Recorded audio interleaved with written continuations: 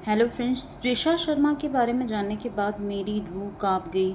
उसकी जो last stage situation थी, जिस जैसे उसका मर्डर किया गया और उसे कैसे सुसाइड में कन्वर्ट किया गया, उसे एक ड्रग एडिक्ट कहा गया, जो वो पहले शादी के पहले ऐसा बिल्कुल भी नहीं थी। और शादी के बाद इतने सारे चेंजेस कैसे हो सकते हैं विद इन 5 मंथ। आप एक ड्रग एडिक्ट हो जाते हो, फिर आप कह रहे हो कि उन्हें मेंटल प्रॉब्लम है। तो जैसे कि आपने एक कन्वर्सेशन में उनके जो ब्रदर थे उनके साथ एक कन्वर्सेशन में कहा है कि वो प्रोस्टिट्यूट है, यानी कि सारी गलती जो है बहू की है। और आप एक मदर इन लॉ हो, उसका मतलब ये नहीं कि आप अपनी बहू को कुछ भी बोल दो, कभी प्रोस्टिट्यूट बोल दो, कभी कुछ भी बोल दो। आपके घर के जो प्लांट है उनमें पानी नहीं डल पाएगा, क्योंकि आपका घर सील हो गया है। तो आपको लग रहा है कि घर घर के मेरे प्लांट सूख जाएंगे। आपको अपने घरों के प्लांट की चिंता है, किसी के घर का चिराग आपने बुझा दिया और आपको अपने घर के प्लांट की चिंता है। शर्म करो यार, शर्म करो। रूह नहीं कांपती तुम्हारी? इनके घरों में तो बुलडोज़र चला देना चाहिए, इन लोगों का घर ही नहीं रखना चाहिए। जो इनको प्लांट की चिंता हो रही है ना, इनका घर ही उड़ा दो वहाँ से। और जो इनने किया है इतनी भद्दी बातें अपनी बहू के बारे में, ये सरासर एक लड़की के चरित्र पे आप उंगली उठा रहे हैं। जस्ट बिकॉज वो दूसरे घर से आई है, इसका मतलब ये नहीं कि आप उसको कुछ भी बोल दें, वो कुछ भी सुन ले, सह ले, है ना। अब तो वो रही भी नहीं इस लाइफ में, उसके बाद भी आप वो डिफेंड करने के लिए भी ज़िंदा नहीं हैं और उस पर आप कुछ भी एलिगेशंस लगा देंगे। बताइए। आप एक जज हैं, जज का काम होता है लोगों को न्याय दिलाना। जब वो कहाँ सारे जगह से हार जाते हैं, तब जाके वो district court, high court, supreme court आते हैं और अपने न्याय के लिए लड़ते हैं। जब घर में ही आप अपनी बहू को न्याय नहीं दिला पाई, आप बोल रहे हो कि उनका मेंटल स्टेट ऐसा था, मैं चाह रही थी कि वो इस चीज़ से निकल जाए, वो ड्रग्स लेती थी, वो ये करती थी, अदर्स मैन के साथ हैंग आउट करती थी। तो यानी वो सब कुछ तुमको शादी के बाद ही देखा, शादी के पहले तुमको नहीं पता चला ये सारी बातें? यानी कि शादी के पहले तो तुम जिनसे शादी करवा रही थी अपने बेटे की, वो तो आपको सर्वगुण संपन्न लगी, और जैसे शादी हो गई और तुमको जो 10 लाख 20 लाख चाहिए थे वो नहीं मिले, तो तुमने बस उस बात को लेके ये सब चीज़ें टॉन्ट करने लगा कि डावरी तो तुमको चाहिए ही, कैसे भी ऐसे ना वैसे तो लड़की को बदनाम करके ही ले लें। क्योंकि आपकी इतनी हाई प्रोफाइल सोसाइटी और आपका जो स्टेटस है वो तो ऐसे में तो ख़राब हो जाएगा। आप डायरेक्ट हाथ फैला के मांगोगे भिखारियों की तरह, तो आपका तो स्टेटस ख़राब हो जाएगा।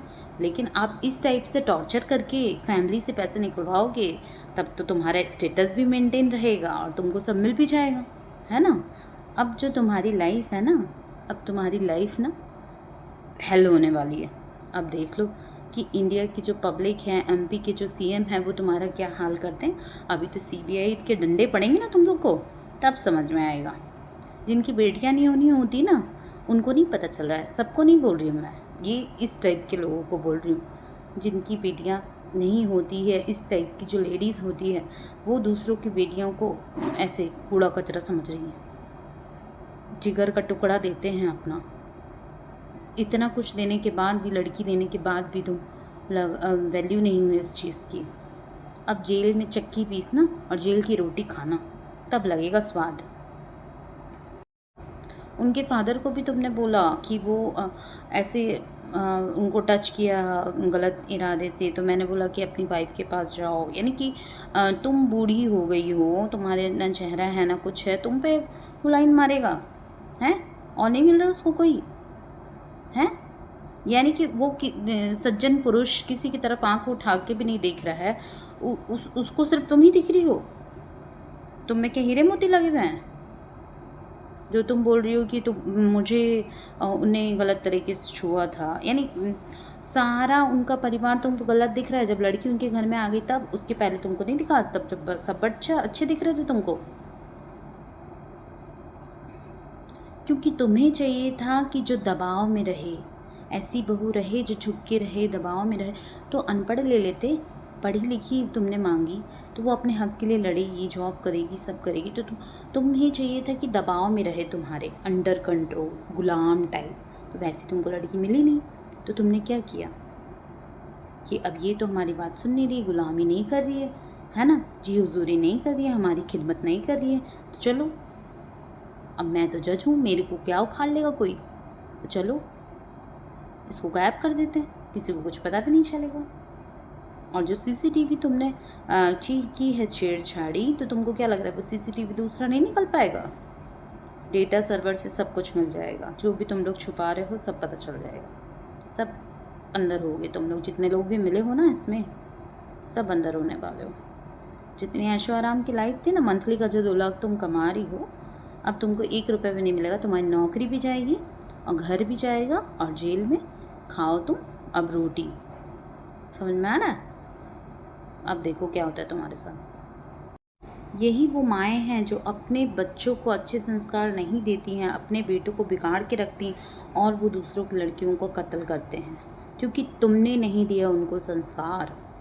संस्कार परवरिश एक जो काम रहता है वो सबसे ज़्यादा, भले 10% अगर फादर दे रहा है तो 90% काम रहता है कि मदर दे रही है। कैसा वो किसी चीज़ को डील कर रही है, कैसे उसको वो संभाल के चल रही है कि सब बिखरा के चल रही है। एक एक मोती को पोना पड़ता है धागे में। तुमने क्या किया? उनको गलत शिक्षा दी, तो गलत शिक्षा दी तो गलत ही करेंगे। तुम्हारी परवरिश का नतीजा है जो ये अब दूसरे परिवार वाले इस चीज़ का खामियाजा भुगत रहे हैं, और तुमको भी भुगतना पड़ेगा। तुमको क्या लग रहा है बच जाओगी? कुछ नहीं होगा तुम्हारे साथ। डिस्ट्रिक्ट कोर्ट क्या, सुप्रीम कोर्ट की भी तुम जज होती, तो अगर तुम क्रिमिनल हो, तुमने गलत किया है, तो तुम्हारे साथ जो भी है न्याय उनके त्रिशा के परिवार वालों को मिलेगा, और तुमको तो जेल की चक्की पीसनी पड़ेगी भाई। और मेरा तो ये है कि ऐसे लोगों को फांसी में लटकाना चाहिए। अगर तुमने किसी का मर्डर किया तो मर्डर की तो पता है ना, तुमको जज हो ना तुमको पता है ना मर्डर का क्या रहता है। अगर कोई मर्डर करेगा उसको तो नहीं गुलाब जामुन रसगुल्ले और वो मिलेंगे, उसको तो फांसी मिलेगी। अब देखो क्या मिलता है तुमको।